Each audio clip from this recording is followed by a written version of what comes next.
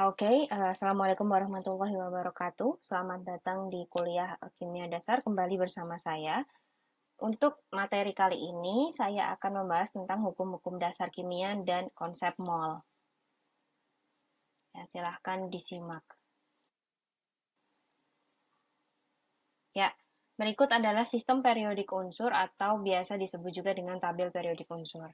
Nah, ini saya tempatkan di sini supaya apa? Supaya kalian familiar ya. Sekali lagi saya tidak pernah meminta kalian menghafal, tapi saya minta kalian sering lihat ya sehingga kalian cukup familiar nantinya dengan apa-apa yang akan saya bahas mengenai sistem periodik unsur-unsur kimia ini.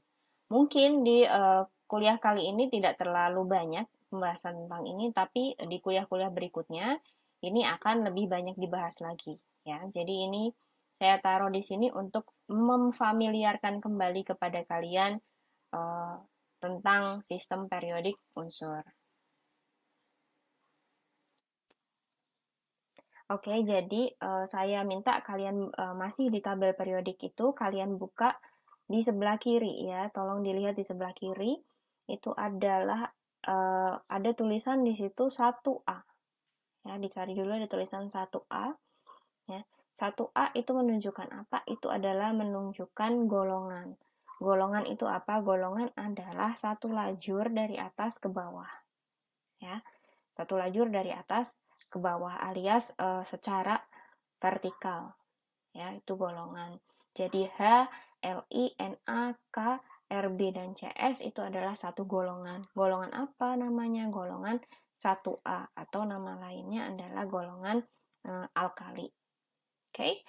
Kemudian ada yang namanya golongan 2A alias di sebelah kanannya 1A, lajur sebelah kanannya 1A. Isinya apa? Isinya adalah Be, Mg, Ca, Sr dan Ba. Itu adalah golongan 2A. Ya, dicari dulu. Alias golongan itu sekali lagi saya katakan bahwa golongan itu adalah satu lajur dari atas ke bawah. Ya. Ini adalah golongan 2A. Oke. Kemudian ada istilah lagi yang namanya adalah periode. Ya. Periode itu adalah satu baris dari kiri ke kanan, ya, alias baris horizontal. Kita bisa lihat di situ, ya, ada Li dan Be. Li dan Be itu adalah satu periode, alias periode 2. Ya, ngitungnya dari atas. Ya, jadi H itu periode 1, kemudian Li itu 2, ya, Be juga 2 karena satu baris ya dari kiri ke kanan. Sama juga dengan Na dan Mg, itu adalah periode 3 dan seterusnya. Oke. Kemudian saya minta kalian lihat perkotakan itu, perkotakan unsurnya. Bisa kita lihat di situ ya, ada contoh di situ adalah Mg. Ya. Saya minta kalian cari Mg dulu di SPU kalian sendiri. Di situ ada beberapa angka. Ya, saya akan menjelaskan beberapa angka atau keterangan yang ada di sini. Ya, pertama ada angka 12 di situ. Ya, ada tulisannya di situ, ada keterangannya di slide saya, yakni 12 ini adalah nomor atom. Oke, 12 adalah nomor atom. Oke, 12 ini menunjukkan banyaknya elektron dalam atom tersebut. Ya, jadi ini sama aja dengan jumlah elektron. Oke, kemudian jumlah elektron ini adanya di atas, ya, alias nomor atom. Ini berguna untuk kalian nanti mengisi kecenderungan senyawa itu bereaksi dengan apa, kemudian ada sifat-sifat dari atom itu sendiri seperti apa. Ini nantinya bisa dijelaskan dengan nomor atom alias jumlah elektron. Oke, selanjutnya ke bawah itu adalah Mg alias adalah lambang unsur. Ya, lambang unsur huruf yang pertama ditulis besar, huruf yang kedua ditulis kecil, harus ya. Kemudian bawahnya Mg itu ada nama unsur atau magnesium di situ ditulis ya. Jadi Mg itu lambangnya, nama unsurnya itu adalah magnesium. Bahasa Indonesia, bahasa Inggris masih sama magnesium. Lain halnya dengan kalium. Nanti coba kalian lihat ada kalium di situ, nomor 19 ya. Di golongan 1A periode 4. Kalian lihat ada K di situ. Bahasa Inggrisnya potasium. Oke. Bahasa Indonesianya adalah kalium. Jadi ini berbeda antara Inggris dan Indonesia. Kalau Mg itu masih sama, antara Inggris dan Indonesia sama, masih tetap magnesium. Oke, begitu ya, paham? Nah, ini tidak di semua SPU ada keterangan nama unsurnya. Biasanya tidak ada. Ya. Jadi yang ada adalah lambang, kemudian nomor atom. Kemudian yang terakhir ini adalah ada angka di bawahnya. Ada 24,305. Ini apa? Ini adalah nomor massa. Ya. Nomor massa bisa disebut juga dengan massa atom. Oke, atau bisa disebut juga dengan atom relatif yang bisa disingkat dengan AR. Ya. Jadi kalau ada tulisan AR atau atom relatif itu adalah angka di bawah di bawah lambang unsur. Oke, menunjukkan apa? Menunjukkan berat unsur tersebut per mol. Ya. Jadi kalau di situ ada tulisan magnesium 24,305 itu menunjukkan apa? Bahwa dalam 1 mol magnesium itu beratnya 24,305. Oke. Satuannya apa? Satuannya tentu saja gram per mol. Ya, jadi magnesium itu beratnya 24,305 gram per 1 mol. Ya. 1 mol itu apa? Nanti akan saya jelaskan lebih lanjut di slide berikutnya. Oke?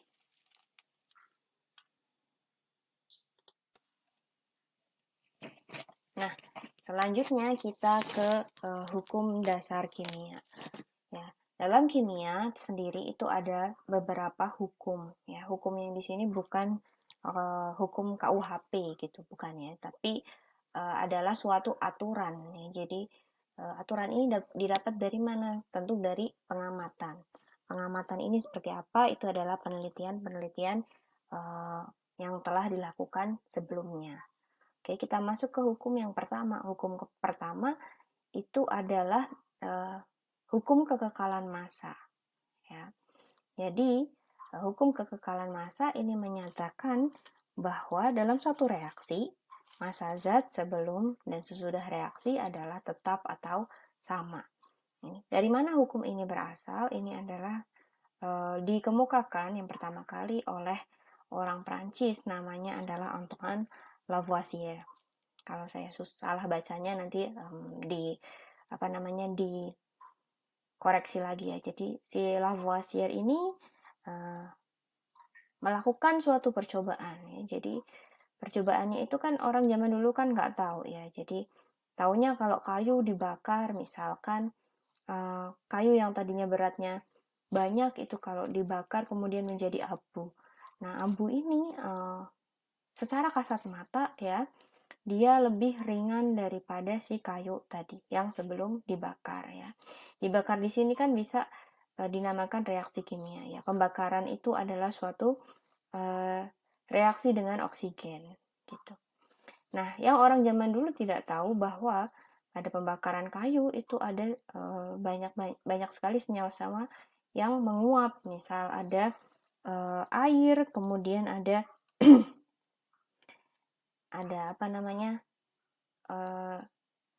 nitrogen dan lain-lain ya, penyusun kayu itu sendiri yang menguap dengan adanya pembakaran.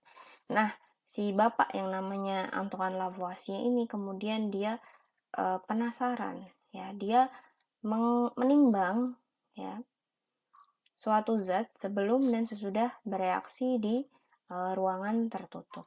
Hasilnya apa? Hasilnya si bapak Lavoisier ini mengemukakan bahwa ternyata ya setelah diketahui, setelah diamati dengan pasti ya di ruang tertutup, jadi dipastikan tidak ada massa yang kabur-kabur atau lepas-lepas, itu kemudian dia bisa bilang bahwa massa zat sebelum dan sesudah reaksi adalah tetap. Jadi di situ tidak ada zat yang goib ya, alias semuanya itu bisa dikuantifikasi. Kita lihat contoh di situ ya. Saya punya suatu reaksi ya. Jadi reaksi antara hidrogen dengan oksigen. Nah, contoh di situ hidrogennya ada seberat 4 gram ya. Kemarin saya lupa menambahkan di kuliah satuan internasional bahwa untuk gram itu ditulis G, bukan GR ya. Jadi untuk gram ditulis dengan G kecil ya, bukan GR. Contoh di situ ada hidrogen sebanyak 4 gram direaksikan dengan oksigen sebanyak 32 gram. Hasilnya apa? Hasilnya adalah suatu senyawa hidrogen oksida ya, seberat 36 gram. Alias kita lihat seperti yang di kuliah pertama atau kedua saya pernah bahas ya, bahwa ruas kiri dan ruas kanan itu kan jumlah atomnya sama. Nah, untuk massa itu juga sama ya, rekan-rekan sekalian. Jadi massa di ruas kiri itu ada 4 ditambah dengan 32, itu sama hasilnya dengan massa reaksi sebelah kanan ya, ini adalah 36 gram. Begitu ya. Jadi itu adalah bunyi hukum Lavoisier. Kenapa namanya Lavoisier ya, karena yang menemukan Lavoisier. Kalau yang menemukan saya namanya hukum Alfireza. Ya, nggak penting. Oke. Next. Selanjutnya kita punya hukum yang kedua yang akan kita bahas adalah hukum perbandingan tetap atau yang dinamakan dengan hukum Proust. Ya, jadi ini ceritanya seperti apa? Jadi ceritanya adalah di situ saya punya suatu tabel ya. Maaf ini tabelnya agak blur, saya ambil dari internet. Oke. Jadi di situ saya punya hidrogen direaksikan dengan oksigen menjadi air. Ya, kemudian ada tabel berupa tabel massa. Kita lihat bahwa kita ke baris yang pertama terlebih dahulu, bahwa ada 1 gram hidrogen ya direaksikan dengan 8 gram oksigen, hasilnya adalah 9 gram air. Dengan sisa zatnya adalah 0. Ya, jadi tidak ada yang sisa, alias semuanya habis. Baik hidrogen maupun oksigen itu semuanya habis. Oke, semuanya habis bereaksi menjadi air. Kemudian kita ke baris yang kedua. Kita bisa lihat di situ ada 2 gram hidrogen direaksikan dengan 8 gram oksigen, hasilnya adalah 9 gram air. Nah, dari percobaan 1 dan 2 itu kita bisa lihat bahwa walaupun hidrogen yang direaksikan adalah 2 gram, ya, tetapi yang air yang dihasilkan akan tetap 9 gram. Alias 1 gram hidrogen ini sisa. Ya, 1 gram hidrogennya sisa. Jadi, airnya tetap 9 gram. Nah, kita coba lagi ke percobaan ketiga, yakni ada 1 gram hidrogen direaksikan dengan 9 gram oksigen, hasilnya adalah 9 gram air, ya, bukan 10 gram. Ya.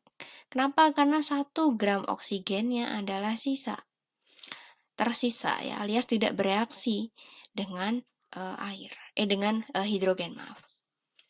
Kemudian kita ke percobaan yang selanjutnya, alias yang terakhir ini. Ya, kita punya 2 gram hidrogen direaksikan dengan 16 gram oksigen. Hasilnya apa? Hasilnya adalah 18 gram air. Dan tidak ada sisa zat yang bereaksi. Nah, dari keempat percobaan ini kita bisa simpulkan apa? Kita bisa simpulkan bahwa perbandingannya antara hidrogen, kemudian oksigen, dan air adalah 1:8:9.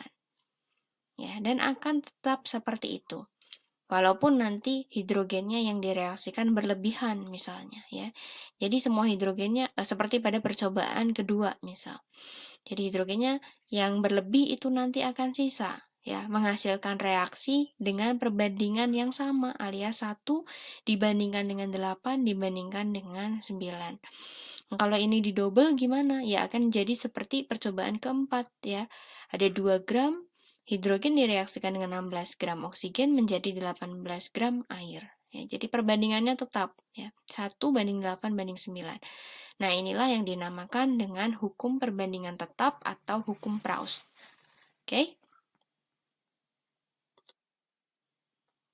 Nah, jadi bunyi hukum Proust itu seperti apa? Ya, seperti yang kita lihat kesimpulan dari tabel yang ada di slide sebelumnya adalah bahwa perbandingan massa unsur-unsur dalam tiap senyawa adalah tetap.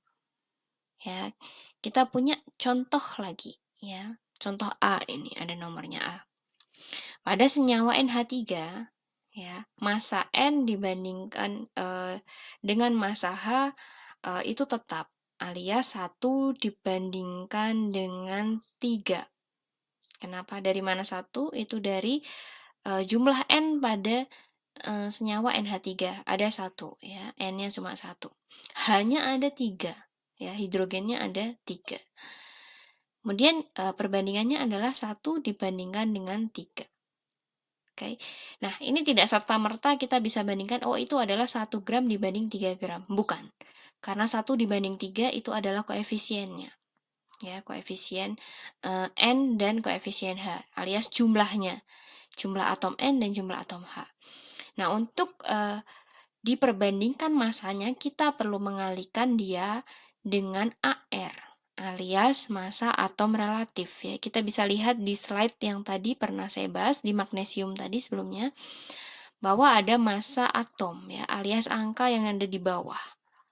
Di bawahnya lambang unsur, ya. Kita bisa lihat kalau kalian cari di tabel periodik, nitrogen itu adalah massanya adalah 14 gram per mol. Kemudian untuk hidrogen itu massanya adalah 1 gram per mol. Sehingga 1 dikalikan 14 itu adalah 14. Ya, 14 gram. Kemudian untuk hidrogen 3 dikalikan dengan 1 adalah 3 gram. Jadi perbandingan massa alias perbandingan beratnya NH3 itu adalah 14 dibandingkan dengan 3. Oke, alias 14 gram N, ya, atau nitrogen itu nanti akan bereaksi dengan 3 gram hidrogen. Dengan tetap seperti itu. Oke.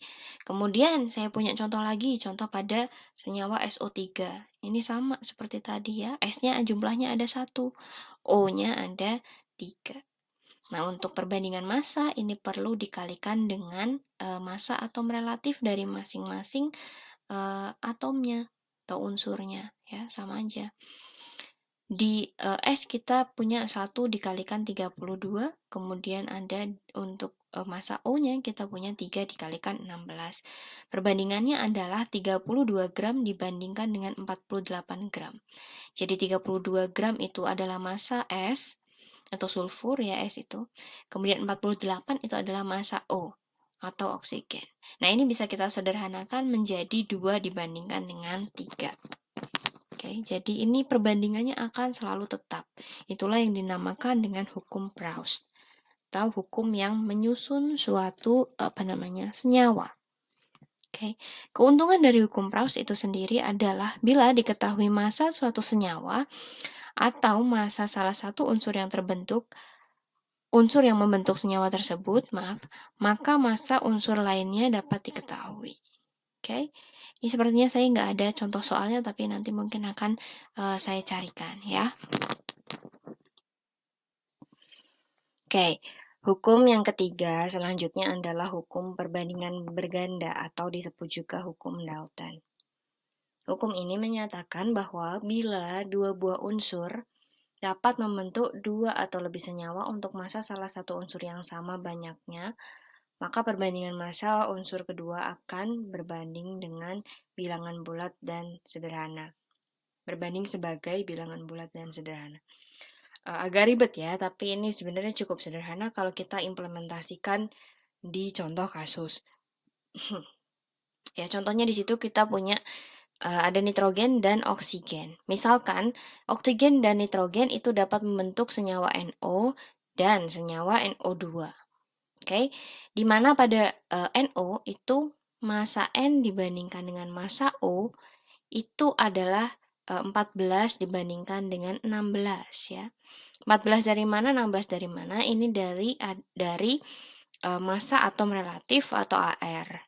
Dari mana bisa kalian lihat di SPU. Oke. 14 banding 16 itu bisa disederhanakan menjadi 7 dibandingkan dengan 8. Oke. Sekarang kita lihat ke kita lihat ke senyawa kedua, yakni NO2. Ya, di mana perbandingan massa N dan massa O itu adalah 14 dibandingkan dengan 32. Ya. Dari mana 32? Itu adalah dari 2 dikalikan dengan 16. 2 itu adalah jumlah O, ya, karena NO2 ya di situ. Kemudian 16 adalah massa atom relatifnya O. Jadi 2 dikali 16 menjadi 32. Nah, 14 dibandingkan dengan 32, hasilnya adalah 7 dibandingkan 16. Atau sederhananya adalah 7 dibandingkan dengan 16. Nah, kalau kita lihat tadi di NO, ya, itu perbandingannya N dengan O adalah 7 dibandingkan 8, ya. Nah, kemudian di NO2 itu perbandingannya N dibandingkan dengan O adalah 7 dibandingkan dengan 16. Maknanya apa? Maknanya coba kita hilangkan N-nya di situ, ya. Maka kita akan mendapat perbandingan oksigen, ya, perbandingan massa oksigen pada senyawa NO dan NO2 itu adalah 8 dibandingkan dengan 16 alias 1 dibandingkan 2. Nah, 1 dibandingkan dengan 2 itu adalah bilangan bulat dan sederhana. Oke ya. Jadi bilangan bulat dan sederhana, bulat itu artinya ya di atas 0, kemudian sederhana itu di bawah 10 biasanya ya. Bilangan bulat dan sederhana. 1 dibandingkan dengan 2 itu adalah termasuk bilangan bulat dan sederhana. Begitu adalah implementasinya dari hukum Dalton.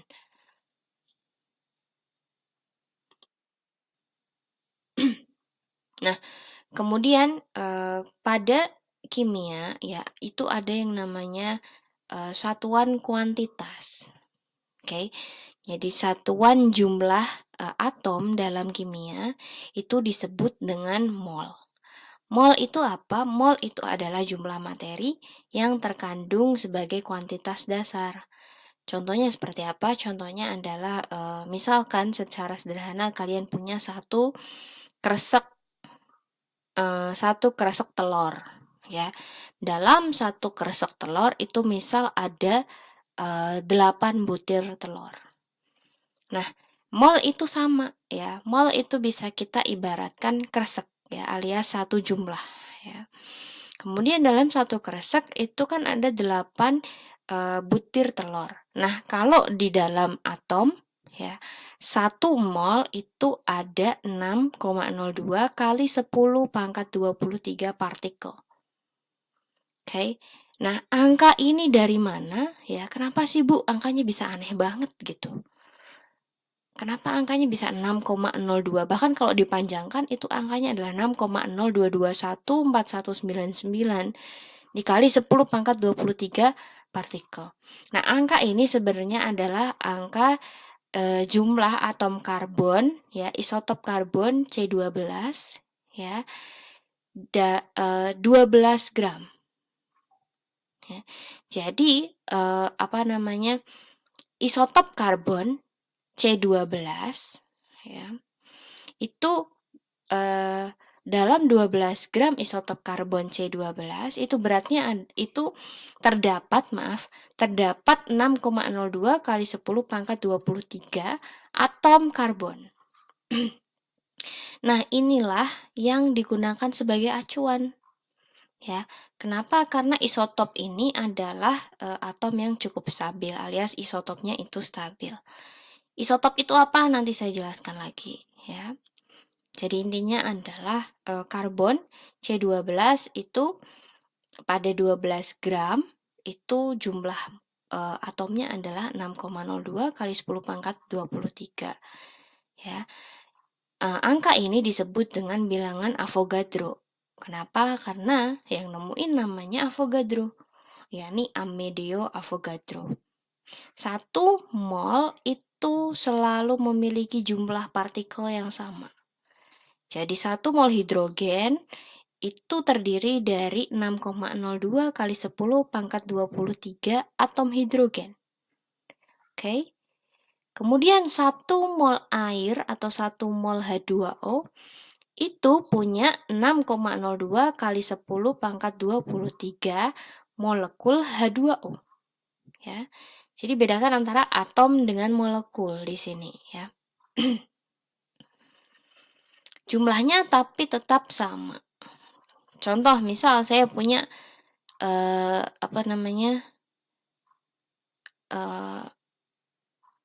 air ya. Air itu kan H2O. Nah, H2O ini ya itu adalah suatu molekul. Ya, kenapa dia dinamakan molekul? Karena ya terdiri dari unsur satu atau lebih unsur ya, ada hidrogen dan ada oksigen di situ. Hidrogennya ada 2, oksigennya ada 1.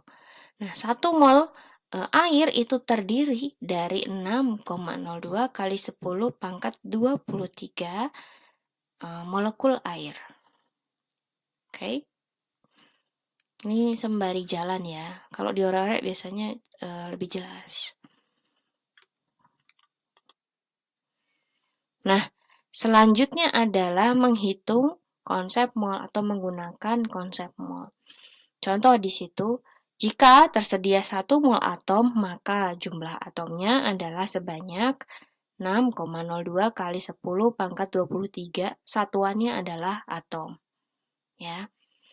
Jika yang tersedia adalah 2 mol atom, maka atomnya adalah sebanyak 2 dikali 6,02 kali 10 pangkat 23. Hasilnya adalah 12,04 kali 10 pangkat 23 atom. Ya. Ini untuk jumlah dari partikel ya. Partikel di sini bisa atom, bisa juga molekul. Oke? Jadi rumusnya adalah jumlah partikel sama dengan N itu adalah mol ya dikali dengan 6,02 kali 10 pangkat 23. Nah, kemudian kita masuk di contoh soal yang pertama. Ada berapa atom dalam 1 mol air? Ya, seperti yang tadi sudah saya jelaskan bahwa di 1 mol air itu adalah 1 dikalikan 6,02 kali 10 pangkat 23. Hasilnya adalah 6,02 kali 10 pangkat 23 molekul air. Ya. Kemudian kalau ditanya atom, ya, kok nggak ada penyelesaian ya ternyata saya nggak nulis. Kalau ditanya atom, ada berapa atomnya? Ya kita bisa lihat di air. Air itu rumus molekulnya adalah H2O.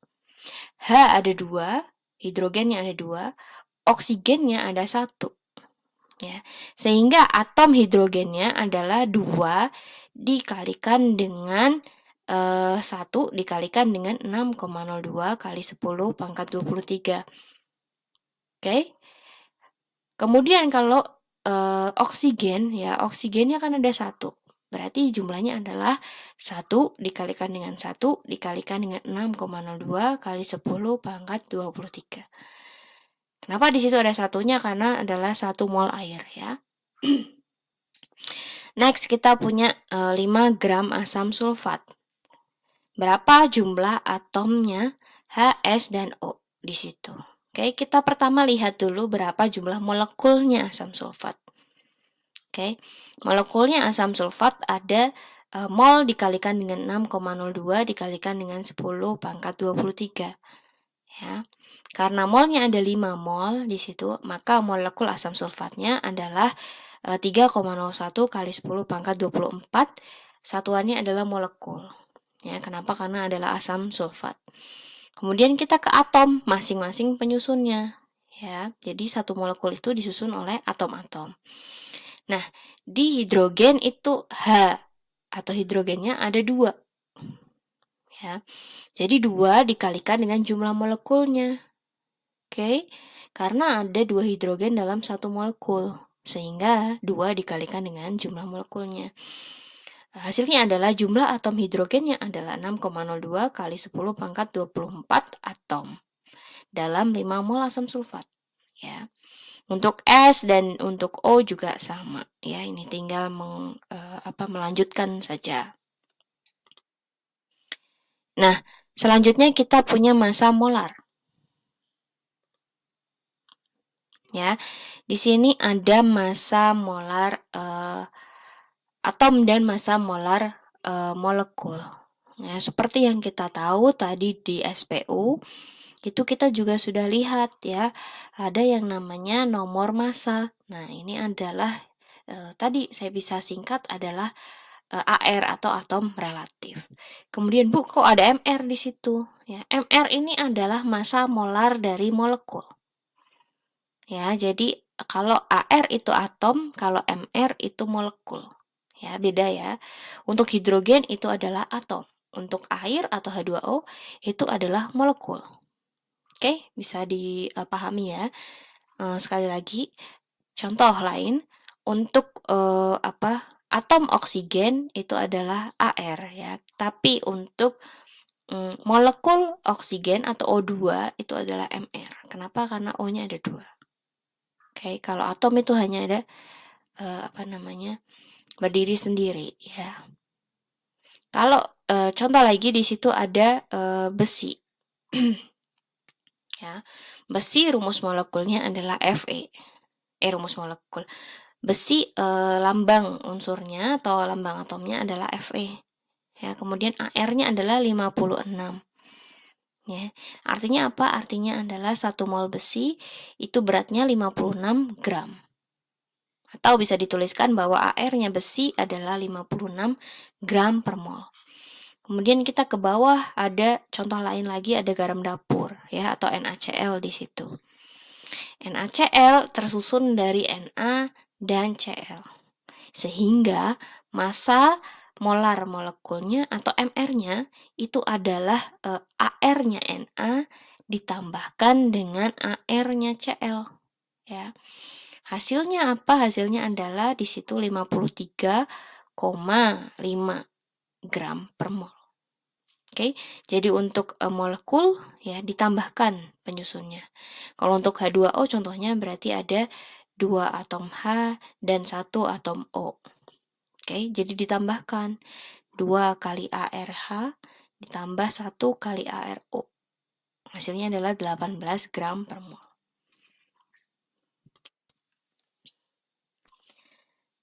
Selanjutnya ini saya punya contoh soal, di situ ada 6 gram urea, CONH2 2 kali ya.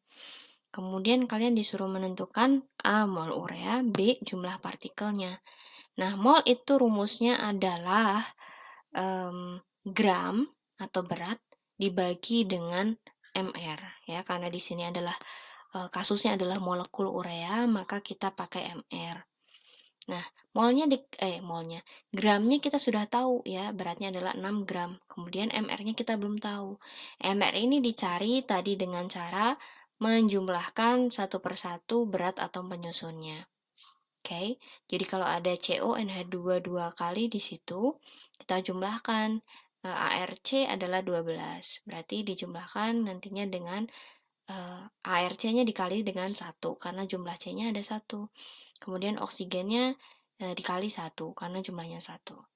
Nah, nitrogen itu dikali dengan 2. Kenapa? Karena NH2-nya dikurung ya 2 kali.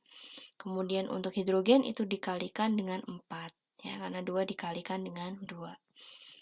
Nah, dari sini nanti kalian mendapatkan MR. Oke. Kemudian untuk jumlah partikel itu seperti tadi ya. Jumlah partikel rumusnya adalah mol dikalikan dengan 6,02 kali 10 pangkat 23. Oke. Nah, untuk 6 gram urea tadi kita sudah tahu misal molnya dari poin A, kemudian mol yang diperoleh tadi dikalikan dengan bilangan Avogadro, yakni 6,02 kali 10 pangkat 23. Begitu ya. Kemudian nomor 2, berapa gram dari 3 mol gas CO2? Ini tentu kalian bisa cari dari 3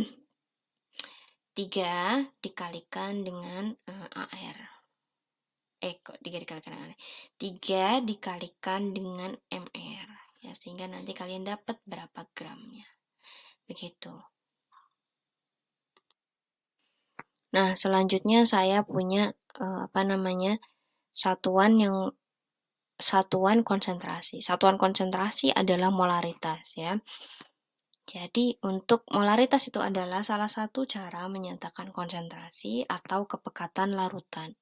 Molaritas menyatakan jumlah mol zat terlarut dalam tiap liter larutan. Satuannya adalah M besar alias molar ya. Molar itu dicari dengan membagi mol dibagi dengan liter alias N per V di situ. Oke. Jadi kalau ada 5 mol NaCl dilarutkan dalam 1 liter air, maka molaritasnya adalah 5 dibagi dengan 1. Hasilnya adalah 5M. Berarti larutan NaCl tersebut konsentrasinya atau kepekatannya itu adalah 5 molar. Ya, alias 5 mol per liter. Nah, kemudian ini saya ada contoh soal ya. Tolong dikerjakan. Ini saya rasa rekaman saya terlalu lama sehingga saya cukupkan sampai di sini. Dan semoga kita ada waktu untuk diskusi ya. Karena saya nggak mau rekaman saya melebihi 40 menit karena itu sudah tidak efektif. Tolong untuk contoh-contoh soalnya dikerjakan, nanti kita bahas bersama ya. Terima kasih. Wassalamualaikum warahmatullahi wabarakatuh.